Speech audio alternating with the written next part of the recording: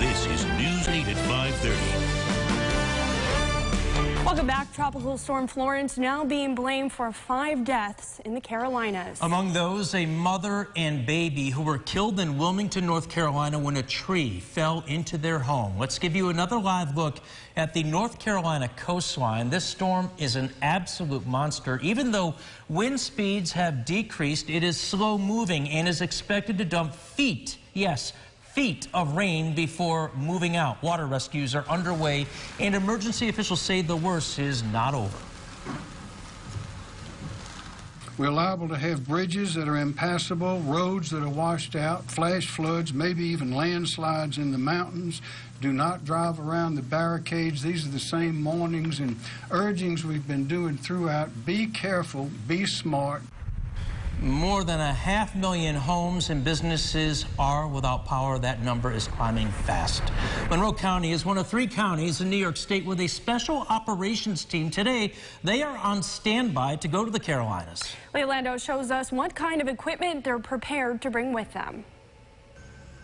We're checking equipment. Timothy Kohlmeyer is one of about 30 people on the local special operations team, and he says they train year-round for emergency events like Hurricane Florence. And if they're called to help, they're ready to go. They're checking their personal bags, checking with their employers, making sure they got time that they can take to be able to deploy with us. And it wouldn't be the first time for Tim. He responded to Hurricanes Sandy, Irene, Ike, Wilma, Irma, and he says the most memorable, Katrina. They couldn't escape, but they're trapped in their homes. So a lot of devastation there in which animals were left behind. People couldn't get to medical services. He says his biggest concern with Florence, the flooding. He fears for those who ignored the evacuation orders. So there's a number of real risks there that a lot of people don't understand about working in floodwater.